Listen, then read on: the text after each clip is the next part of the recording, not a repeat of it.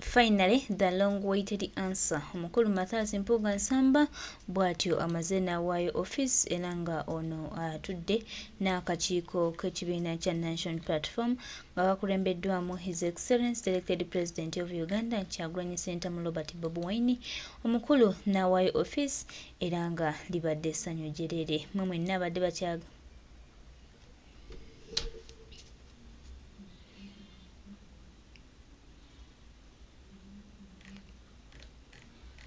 mwe mwenna abadde bakyalowooza nti nno wakyaliwo okusika omuguwa. Mathias Mpga Nsamba amaze okuba nga ensonga agitambuliza ddala bulungi nga bwe tubadde tugimusaba era nga bwe tubadde tugiyayaanira okugifuna ebbanga lyonna. Tweyanzizza nnyo Mathias Mpga Nsamba. Kino kye kyabadde kyakusabirwa lwakuba wali osoose n'oguba n'ogamba nedda sijja kusobola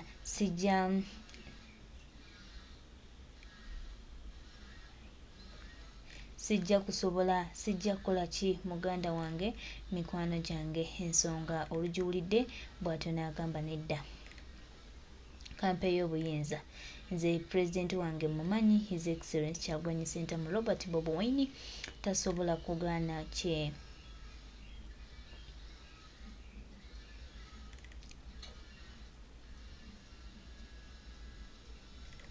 kyasobola kugaana kyenyinza omumusaba kubanga oli pulezidenti waffe. Tweyanzizza nnyo omukulu Mathias Mpga Nsamba, weebale kubeerawo ku lwa bannayuganda era weebale kwogera bigambo birungi ng'owaayo obuyinza. Byonna bye wasobya tukusonyiye era bannayuganda kati bagenda kulabira mu kifaananyi ekirala k'okomezzaawo obuyinza nga bwe bwabadde bwakusabira okubuwaayo. Tetukulinaako buzibu, tukugamba nti kati tutambudde lugendo lulala tulusinvudde era tugenda kuba nga tugenda okulaba nga tufuna obuwanguzi bwaffe era nga tutereeza byonna nga bwe birina okutereeza. Era tubasuubiza bannange His Excellency the elected President of Uganda Kyagulanyi Ssentamu Robert Bobi Wine pulezidenti waffe, pulezidenti wa bannayuganda akyali wamu ku lw'eggwanga era akyatambuza eggwanga era ensonga zino buno obusonga munnange pulezidenti waffe abugonjoolanga nakano akasonga akabadde kabalumya emitwe Kyagulanyi Ssentamu Robert Bobi Wine akamazi. Mwabadde balowooza nti tebiggwe, mwabadde balowooza nti tugenda kubeera ku olwo, tugenda kuba mu kusika muguwa. Twongera obbagamba nti muswadde musembye nakyo ffe pulezidenti buno obusonga abumala era nakano akakulozinze. Kansubira omukulu Mathias Mpga Nsamba olunaku olw'ejjo yawuliriza bulungi pulezidenti waffe omulonde Kyagulanyi Ssentamu Robert Bobi Wine era ensonga yagitegedde era mu kutegeera akeddekola response ennungi. Tusiimye nnyo mukwano gaffe, tusiimye nnyo. Weebale nnyo kwagala ggwanga, weebale kutambulizaamu ggwanga era weebale kola mirimu gikulaga nti nno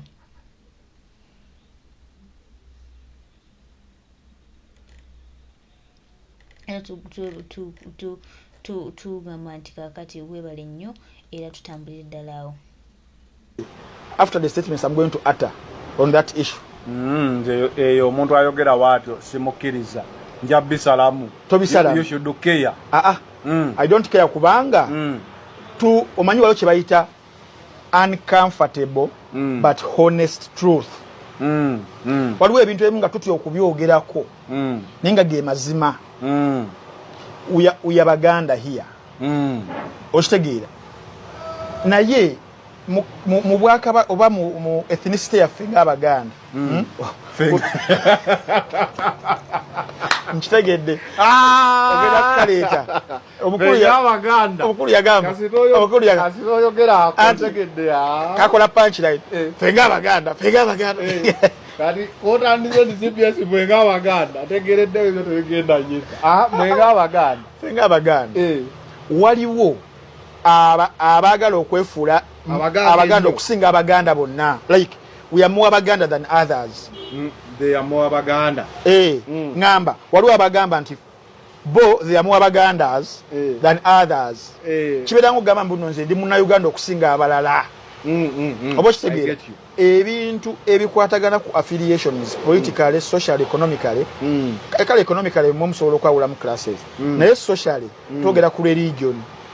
tosobola kungamba gwe ntambi omukatuliki nkusinga okubeera omukatuliki kyajjudde nneema ethnicity nti nze ndi mutoolo okusinga gwe mwenda no ndi musogo okusinga gwe ensaadu no oba kitegeera kati wano mu Buganda mulimu abantu babagamba they are more Baganda than others so bakuriyetinzemu classes clusters bazikuriyetinze essaawa zino ensonga eyalabika mu kibiina kya NUP eyaviirako okunaabirira mu maaso ow'ekitiibwa Mathias Mpga Nsamba engeri gyekwatiddwamu bannaffe bano abalala abaali badde bakubirira tekwatiddwa bulungi kale katugambe Kyagulanyi yakola ensobi let us pretend nti ensonga oba yazikwata mangu oba yakola ki naye who would be the arbitrator in this nga wogamba nti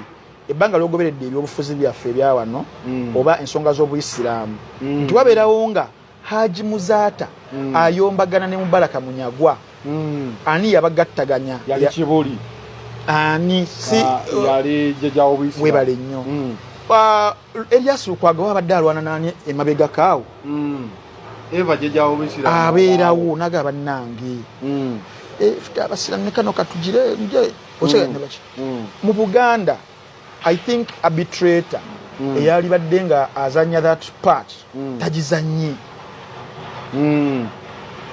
wabula ayinza okubeera whether tamanyi oba nga amanyi position ye erina bangi abagyerimbisemu okugizanyisa ebyobufuzi baba kitegeera naye nga mu buntu obayita bazzukulu bannambi nekintu Kyagulanyi jangu Mathias Mpga jangu nemubasibira mu room nemugonjola kyemugonjodde naye wekivaayo nga the institution Mengo yali badde ezannya the arbitration part erinako omuzzukulu gweyise oba gweyise nemuwa okuwuliriza wa platform ye nayisawo byayisawo nga kuba omuzzukulu oli owokubiri gwotawadde the same ekyo nekivaawo oba okyali awo noyitayo n'akaana akalala kafuutu soja ka Bwanika jangu wamma naawe oyisawo byoyisaawo okuba omuzzukulu oyo nekibeeranga ekyo because fuutu soja oyo Bwanika wajja allegations zaakola ezo kono muzzukulu omulala ekibiina kiri funded by Mushafta Zero GTB because they binge all those allegations and you let it pass ono naayitawo kakati omuntu oli oyagala kikiba kimugira mu mutwe ayagala kulowoleza eki nti tolinawo kyekubirira ekyokubiri tolinawo gweyagala promoting office omulala kati kisaba zino kikiri mu kulabikira ku institutions zaffe ngeza Buganda CBS FM radio yaffe ya Buganda ya bujjajja we all know nti inako bannanyini baayo abatekamu ssente ba shareholders abayitirivu but the branding the image na buli kimu baatulaga nti kyaffe under majestic brands whether they use us they duped us nga mulimu bali abagamba tuka kuzina ensonga ffe tugenda kubanga tusalawo nga wetwagala it is very okay oba kitegeera naye basetinze president eri mu kubalabisa abantu nga abali mu kulwanisa Kyagulanyi that is the precedent they've set themselves because of the actions twakalabakoa oba kitegeera so nzo omu kubata believinga nzo omu kuba believinga Kyagulanyi not necessarily nti agenda kwetaaga CBS to counter these ones obeera ng'oli mutuufu mu decision zo z'okoze gwezikole moving on okole ebirala togenda kudda mu ebyo nti bannange CBS nange empite no ye maze okweraga okusenga president yayo nekibeera bwe kityo ekyokusatu politics wa Kyagulanyi kyemwagaddeko kiri kimu osobola okukigaana oba okikkiriza osobola okumukkiriza otamukkiririzaamu osobola okumuyita amaca osobola okutamuyita amaca naye ekintu kyakoze ekyenjawulo nti akyusizza politics waffe ngekyo tumuzannyamu ebadde ekibuyabuya how politics ono wekukyusa obukulembeze bw'eggwanga Uganda eggwanga Uganda it is national yes ebbanga liri yonna before Kyagulanyi politics waffe naddala wano abadde atambulira nnyo ku ethnicity era nga buli omuntu wajja ng'akosa kadi ya Buganda nabeera ng'afuna ekifo kye. Ensonga semasonga tusosowaza nnyo okitegeera. Nali musajja ensonga yali ki? Ensonga semasonga yali federo. Ensonga semasonga tekyali badde kibi naye obeera nga kyokozesa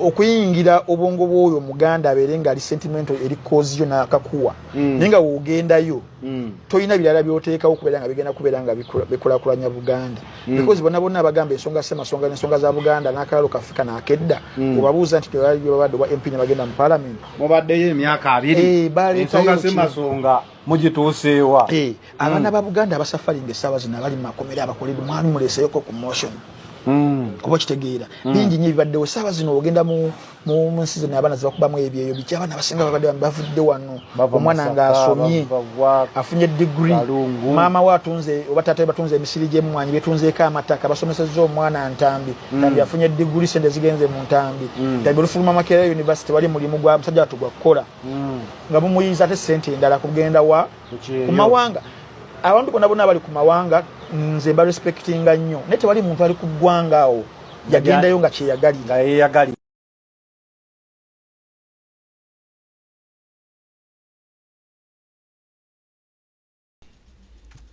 Leader of opposition waffe omukulu Mathias Mpga Nsamba tusuubira nti obubaka bwaffe obuwulira ate tobuwulira buwulizi wabula olimu bukolako waliwo okuwulira n'okukola kwekyo ekiba kikugambiddwa. Tujja kusiima nnyo ng'okoze ekituufu bannayuganda kye babadde bakusuubiramu era bannayuganda kye babadde bayaayanira.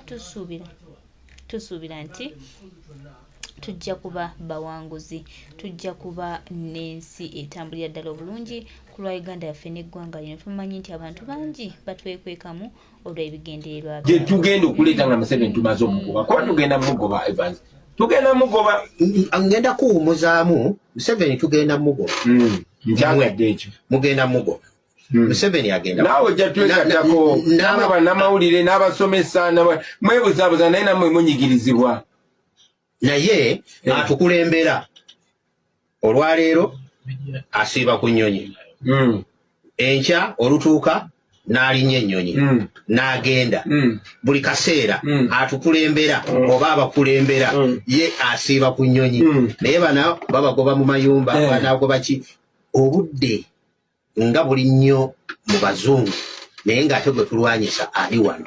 Mwami Museveni tunaamulwanyisiza mu bazungu. Evans nzompita wa bulijjo bwe bagamba nti tetuli ba bulijjo gwe omanyi baba bagamba ki Evans z'okutandikira ddasi kati naye kuva emyaka nga 2 plus mbadde nga ntambula ensi yonna yonna era okumanyika ensi yonna yonna kyekyankomye nga ndi mulamu. Ojjukira bwe bankwata Arua bwe batira Yasini Kawuma nandibadde nfudde ne bambasada bona batweetingirawo ba international stars babono ne batweetingira Museveni naga kiki kino kye twakute musoke mulindeko munyigo omuyaye. So bwe nkugamba nti tuli international nti struggle yaffe international ekyo kye mba ntegeeza ate njagala omanye gye kitusibye wano si just Museveni oyo singa twamuggyako dda n'ekitusibye wano mawanga g'e Bulaaya gwobadde okimanyi nti America ewa Museveni $billion buli mwaka si $1 million irimu $3 billion kumpi $4 billion naye $1 billion irimu $4 billion irimu $4 trillion buli mwaka zezo sente America zewa Museveni. Eri mu bitabo bya America government ya America bazi presentinga this is security cooperation ebamwe mundu ebamwakize sente zakoze okutulugunya abantu baffe sente zakoze okwekumira mu buyinza kati ze nyina okufuata bali aba America kuba disi nyina contact making sure nti kibakisazamu ate nga kisoboka kyekikutwala kati njagala nkunnyonnyolaawo gobererawo bulungi nnyo. Nze Katonda yandeeta nga ndi artist naye yandeetera nga bwe olaba America ku kiseera ekituufu bagiwa Ronald Reagan nga muzanyi wa firimu n'abeera president era abatuusa wabatuusiza. State ya California ne bagiwa Arnold Schwarzenegger n'abatuusa wabatuusa. Ne baba ono Donald Trump oyo Hollywood star n'abatuusa wabatuusiza. The attention that comes with my art okumanyika ne attention kiyite ntya mu Luganda n'amaaso kale agagira ku mulimu gwe nali nkola na muntu kigwendi kiri very necessary. Lwaki twagala okukola bwe tutyo? Filimu eya Nelson Mandela eyafuluma mu 1986 Museveni nga yakajja Mbuyinza ye yataasa South Africa. Filimu gye twakola mu Museveni emulabisa baginominatinga ne ku Oscars award esingayo bunene mu nsi yonna. So bangende Bulaaya sekyo kyokka. Bulaaya emikago gye tubeera najjo tegituyamba buyambi gwenunula negituyamba n'okulakulanya ensi kubanga tetuli just ku fight ya kujjako Museveni naye bwe tunajjako Museveni tugenda kutereza tutya ensi yaffe okumakinga sure endagaano ezikolebwa ku mafuta gaffe si ze zinyigiriza Bannayuganda. Abantu abakolagana n'ensi zaffe si be bali ababbi beeyo ne bajja ne bakolagana ne Museveni kuba bamanyi taliwo mu mateeka. So ebintu ebifaanagana nabwe bityo bye bintambuza okwetoloola eggwanga. So nkyatambulira ddala ensi yonna kuba bwe ŋŋenda Dokolo nayo mba ntambudde ne bwe ŋŋenda Cape Town nayo mba ntambudde. So mbuuza oba okola emirimu nti ye emirimu egyo munaagifunamu nti ye struggle yammwe kati ani agimanyi nti ensi yonna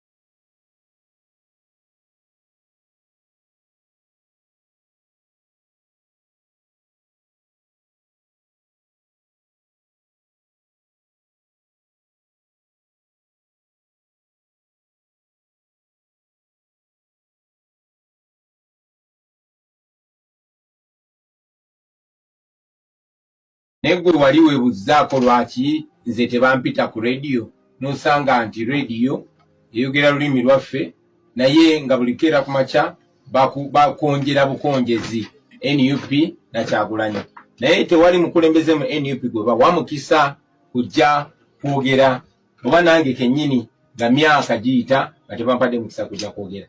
So aga mawulire majingirire makolerere okuliyetinga waka ekifaananyi bano bali mu kulwana bano bali mu kayana. Muganda wange eno revolution y'abantu kino ekibiina kyaffe ky'abantu ba bulijjo si just bannabyabufuzi ate tuli people power. NUP political platform yaffe nga sawa ya kulonda naye tuli people power. So tuli massive waliwo buli kaweefube ina okutusiga langi enkyamu. Ensonga lwaki bafuba nnyo okutuuka ku bakulembeze baffe. Sente nyingi ziyisinganya emikono era sente ezo oba weebuuza lwaki ziyisinganya emikono ne bw'olaba eneeyisa y'abamu oba osuubira okuba nti bakulembeze baffe naye najja naayisa ebigambo ebita nga bya bulimba mu kamwa kikulaga ani gwakolera. Saagala nnyo okumentioninga mannya naye nabadde mpuliriza era nkakasa bannaffe bonna bangi bawulidde Honorable Bwabadde Azze member wa NUP wa parliament naye ngali ku radio ngasasanya obutali butuufu ngasasanya obulimba. Ndi very glad nti yakotinze Dr. Hilderman la meeting jo na meeting jo na sabe Dr. Hilderman atangaze ensi ku bulimba obwo. Waliyo narrative nga Mwai Museveni yazireeta ng'agezaako ziteekako nagambye Museveni we yali mutu containinga n'aleta ekigamba nti tuli ba terrorist tuli violent bawambye abaana baffe babasibye abalala bakyali mu makomera n'aleta ekirala tituli ba tribalist sosola mawanga n'aleta ekirala juzi batuyita bawagira abali b'ebisiyaga naye nga bakozesa baffe owulira abasumba n'okusanga omusumba nga kyakeerako kyasibako n'osanga n'abamu ku bannaffe tibagezaako okutunda obulimba mu bantu. Twebaza nnyo Katonda nti katulina internet kuba singa tewaliwo internet singa bye muwulira bye batwogerako byebyo byokka abantu bye batwala ne katulina internet nti naye embassy kyaziddwa TV oba radio sobola okwogera eri abantu naye nga amazima gali nti tetulwana na muntu yena tulwana na Museveni bano abalala bonna kukozese n'akwata ku bayimbi n'abaleeta ne bakulwanyisa abayimbi bwe bagaana n'abavaako n'aleeta abasumba ne bakulwanyisa bwe bagaana n'abasuula wali kati n'agamba nkoze ntya ayinza n'okufuna yaabo mu family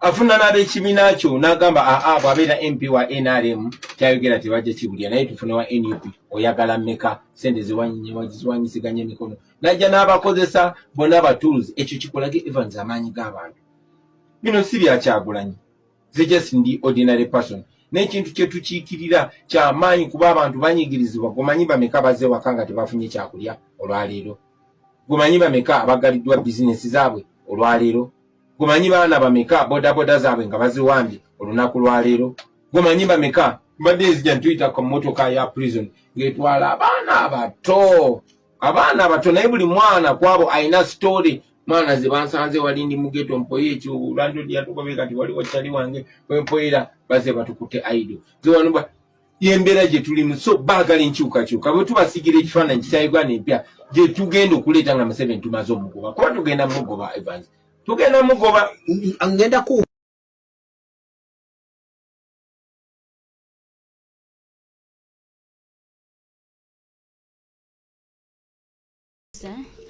tweyanza nnyo omukulembeze waffe omulungi Kyagulanyi Ssentamu Robert Bobi Wine n'obubaka obwo obulungi katusuubire nti obubaka bwaffe buno butuukira ddala ku abo gye tuba tubusindika CBS FM ndowooza obubaka mubufunye bulungi buli kimu kye tumanyi nti mukiwulidde kye twagala obategeeza baganda baffe